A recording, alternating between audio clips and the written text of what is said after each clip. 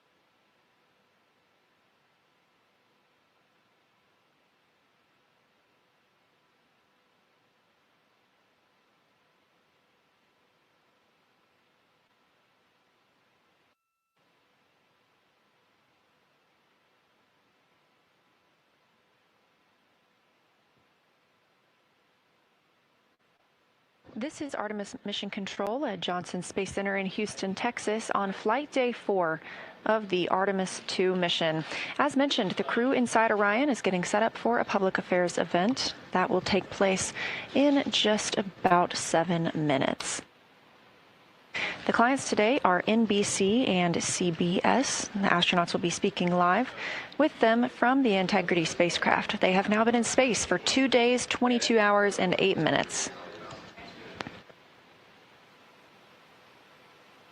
Orion is now 178,250 miles from the place we all call home, our planet Earth.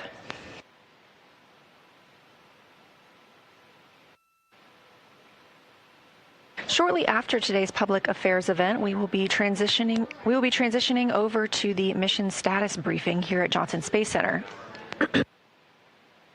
That is targeted for 4:15 p.m. Central Time. If you're watching on YouTube on NASA's stream, you can continue to watch on this feed to watch the news conference. But if you're interested in continuing to get live views from the spacecraft, you can transition to the other live feed available on NASA's YouTube.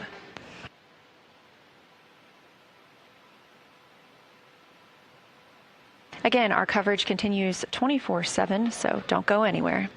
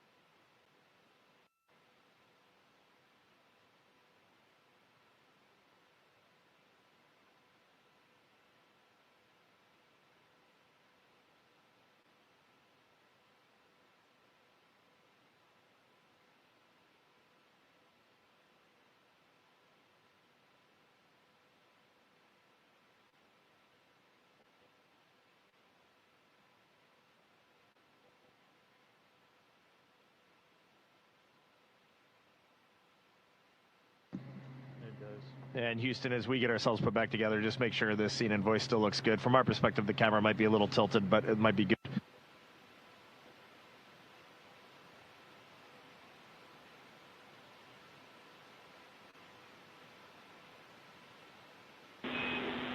Copy, Reed. Still looks good to us.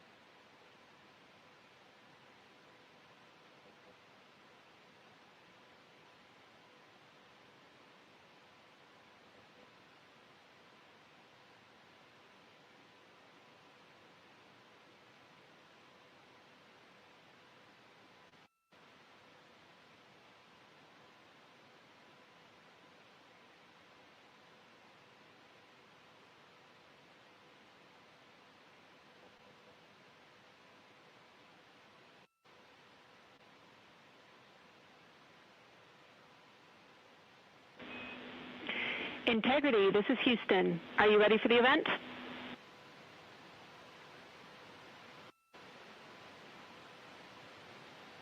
Houston, from inside Integrity, we are ready for the event. NBC News, this is Mission Control Houston. Please call Integrity for a voice check. Integrity, this is Tom Costello with NBC News. Are you hearing us okay?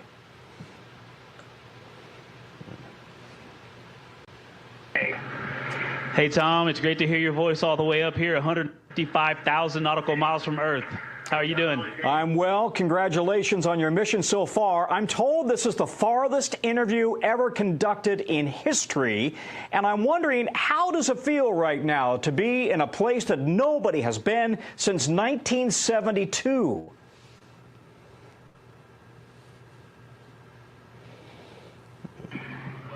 Honestly, it is unbelievable that we in 1972, just being up here and seeing how difficult this is and how hard the team is working.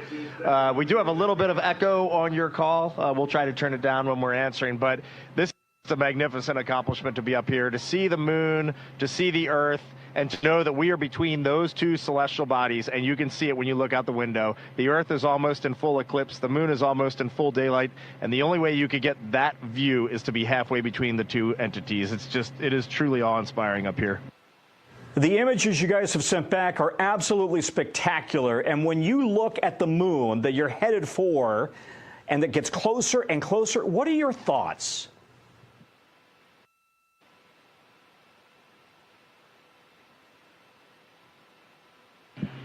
Well, last night we did have our first view of the moon far side, and it was just absolutely spectacular. I think that one of the interesting things that happens when you look at a moon that inherently just looks different is like the darker parts just aren't quite in the right place, and something about you senses that is not the moon that I'm used to seeing. And sure enough, we got out our lunar targeting information, and we matched up, and we're like, yeah, that is the dark side. That is something we have never seen before. We must be, no kidding, like Reed said, somewhere between the Earth and the moon, getting a view from a different place and putting up something that has meant so much to so many cultures, scientifically, spiritually, culturally, for so long, seeing it in a different way, and just pairing that with how much we miss and love our families and knowing that they're looking up and seeing the same moon. It's a pretty amazing feeling. And when you look back at Earth, you've sent these breathtaking images, and it's Easter weekend, of course. What are your emotions as you look back at Mother Earth?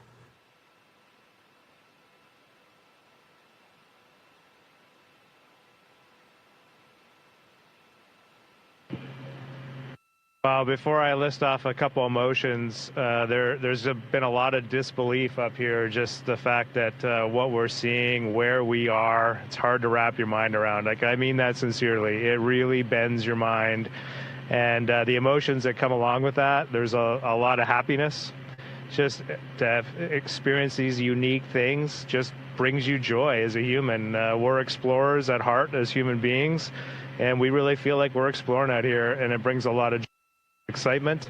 And then, you know, right away you are humbled. The fact that 4 of us get to be out here just brings you to your knees. The thought that we get this experience, we're doing our best to show it with the camera, but you can't do it. I know those photos are amazing, but let me assure you, it is another level of amazing up here. And there's a lot of gratitude for the teams of people that made this possible. And then the final emotion is hope for humanity's future, that we can do this right now means we could do so much more. You guys are a long way from home. You may not realize you become superstars, rock stars, while you've been gone. And I'm wondering, you've been able to talk to your families. How are they doing with you so far from home?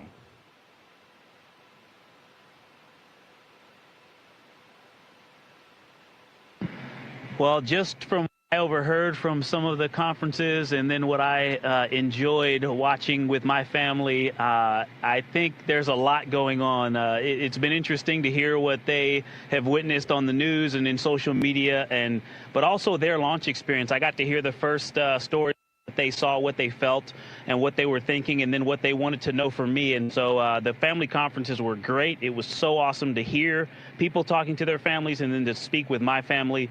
And there's a lot, and I'm actually still processing. Mine was just about an hour ago, and I have a lot to go write down in my journal. And I just want to tag on. I had my family conference right before Victor, so we had ours today. Christina and Jeremy had theirs yesterday, and I was just so jealous of them yesterday. I was so happy for them, but I was so jealous.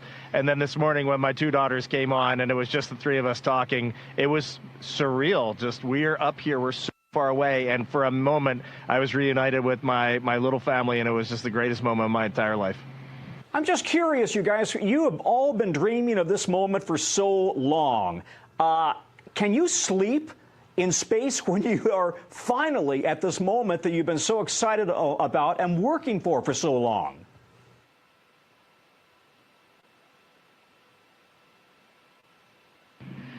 Well, we do love sleeping up here, and such a long initial day that I think our bodies are ready to sleep no matter what. Most of us have been sleeping really well. For me, sleeping in space is one of the most comfortable ways to sleep, and it's very deep sleep, very full sleep. Sometimes when you first get up here, you have a little bit of a sensation that something's wrong as soon as you wake up. Maybe you're falling, or you don't recognize your surroundings, but it's great. I mean, honestly, being human up here is one of the coolest things about this mission. We are just people trying to get by. And for example, we might go look at the far side of the moon and take in its awesomeness and then go, maybe I should change my socks and try to dig around for a pair of socks. So this is the dichotomy of human spaceflight. How will you describe this moment to your families, your grandkids, many years from now?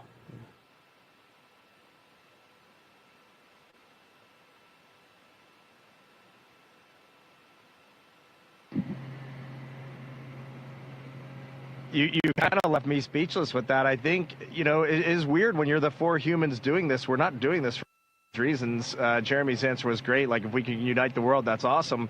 But we're just the lucky four that got to be on this mission. We were in the right place at the right time with our international team, and we're up here doing this. I don't think any of us have really thought about legacy or any of that sort of thing. I do think it would be really neat someday if I can sit around with my grandkids, or maybe Ike's grandkids, or Christina's, or Jeremy's, or somebody somewhere, and tell stories of these times up here, because some of them are going to be unbelievable. There's beauty, but there's human elements too, and I just think it'd be fun to share in this human adventure. The key part of human exploration is the human, and coming back and sharing the story, and we're going to try our hardest with every single person on planet Earth. So listen, Al Roker is awfully upset that he couldn't be here. Any messages to Al Roker and the Today Show family? They are watching every moment of this.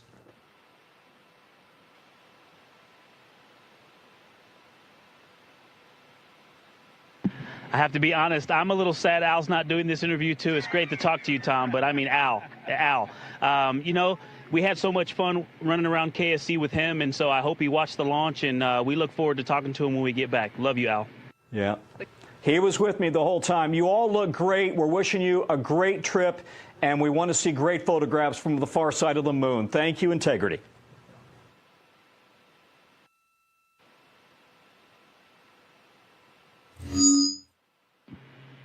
Thank you, Tom. It was great to be with you. Go back. Integrity, this is Houston ACR. That concludes the NBC News portion of the event. Please stand by for a voice check from CBS News. Integrity, this is Mark Strathman with CBS News. How do you read me?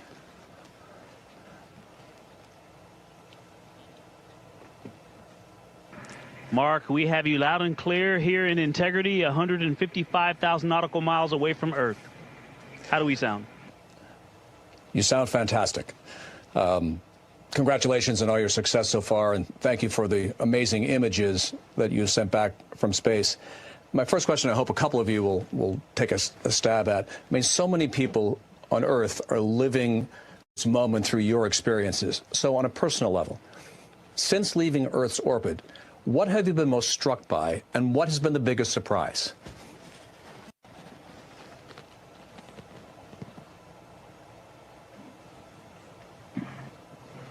Oh, I definitely think the thing that I have been most struck by was, I'm going to steal Jeremy's answer right here, but on translunar injection day, before we did that translunar injection burn, give me a second for the technical, and then I'll get to the artistic, but we're 38 miles from Earth, and then we got to come down to just 100 miles from Earth and do that translunar injection burn, and then we head out to the moon. And just that entire time, I mean, you could look away from the window and then look back, and Earth was bigger and bigger and bigger and bigger. And finally, Jeremy goes, I'm not sure if we're going to go around it or hit it. I mean, we're going right at the Earth. That translunar injection burn, we were just 100 miles up. That's not anywhere near the height of the International Space Station. We were under the International Space Station. They were just screaming right above the clouds, and that burn went off. And then just moments later, we look back, and we're already 30,000 miles from Earth heading to the moon. Like, blew us all away.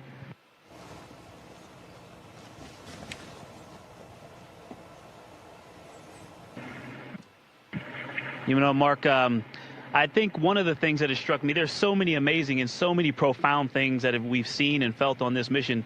But something else that just stays with me is a lot of us were excited to see Jeremy's expression or reaction to looking out at Earth from space, being the first-time flyer. But the difference between Jeremy and someone who's never flown, but all of us, all four of us, and someone who's never flown is essentially equal.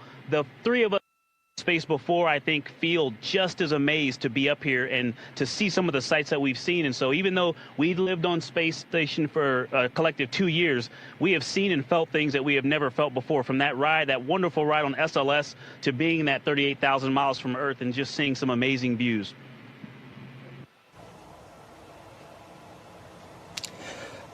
I think we've all been on a trip where we wish we had packed differently. Now that you're pushing deeper into space, is there something you left behind that you wish you had brought with you?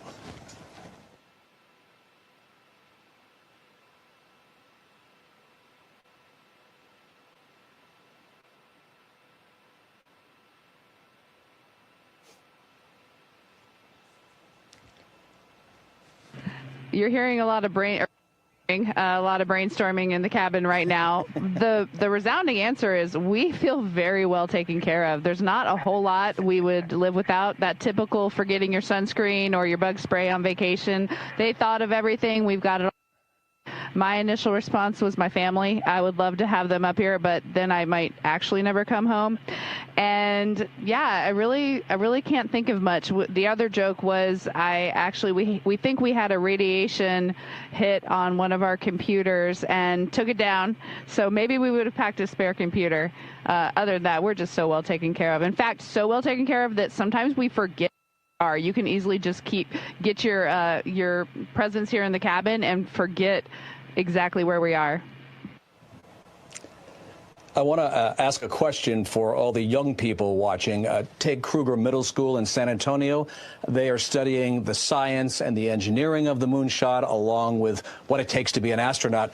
What is your message to all the kids watching and fascinated?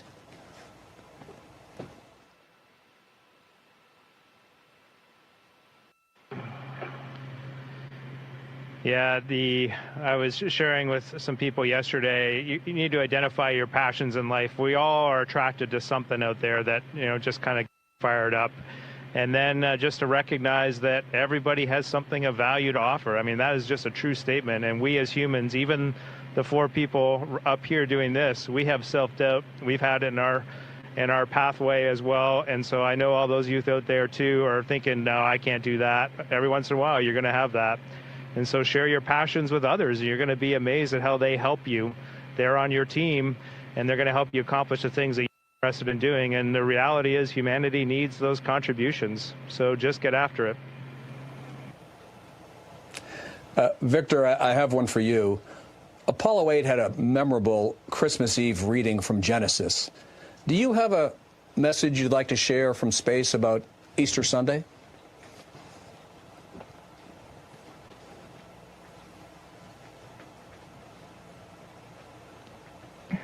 I don't have anything prepared. I'm glad you brought that up, though. I think these observances are important, and as we are so far from Earth and looking back at, the beauty of creation, I think for me, one of the really important personal perspectives that I have up here is I can really see Earth as one thing. And, you know, when I read the Bible and I look at all of the amazing things that were done for us who were created, it's, you have this amazing place, this spaceship. You guys are talking to us because we're in a spaceship really far from Earth, but you're on a spaceship called Earth that was created to give us a place to live in the universe, in the cosmos. I think maybe the distance we are from you makes you think what we're doing is special, but we're the same distance from you, and I'm trying to tell you, just trust me, you are special. In all of this emptiness, this is a whole bunch of nothing, this thing we call the universe. You have this oasis, this beautiful place that we get to exist together. I think as we go into Easter Sunday, thinking about, you know, all the cultures all around the world, whether you celebrate it or not, whether you believe in God or not, this is an opportunity for us to remember where we are, who we are, and that we are the same thing, and that we got to get through this together.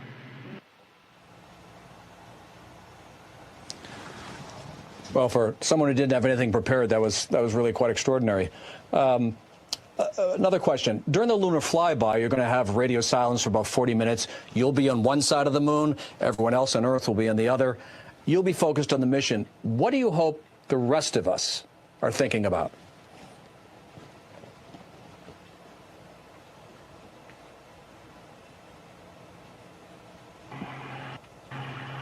I also haven't had anything prepared for that question, but I think things that come to mind for me are thinking about togetherness. When people talk about that Apollo 11 first moon landing, there's the two that landed on the moon, and then there's the one, Michael Collins, stayed in orbit, and he did orbits around the far side of the moon alone with those losses of signal. And people asked him the rest of his life what that was like. And in the end, for me, it leads back to gratitude. Gratitude that out of this huge universe, we get to live together on Earth, planet Earth, and what an anomaly that is. When I saw Earth for the first time on its own out the window, I was struck by the blackness around it. If you can just think about what it means to be together and what it means to be apart from your loved ones during that time and reflect on that, maybe we'll all come to a realization. We've all watched a waxing moon from Earth. What's it like to watch the moon grow from space?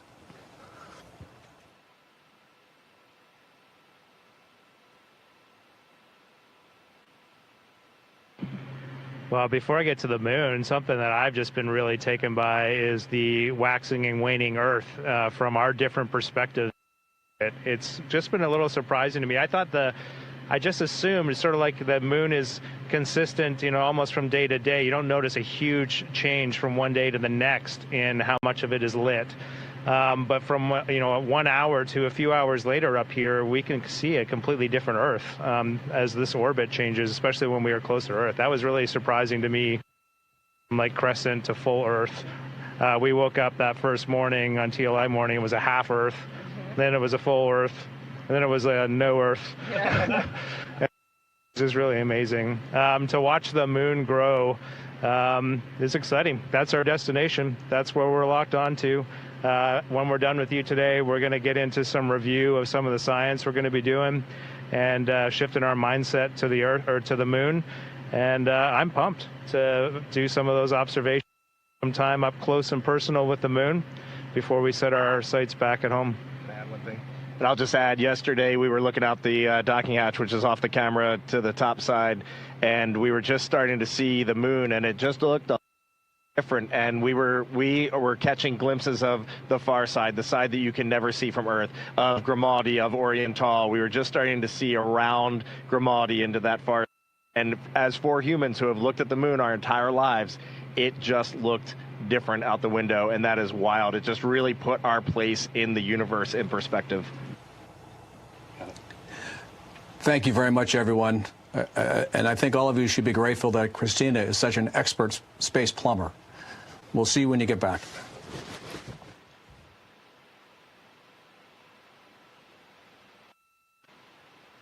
We are. Thank you, Mark. It was great talking to you, and we are grateful. Take care. Integrity. This is Houston ACR. Thank you. That concludes our event.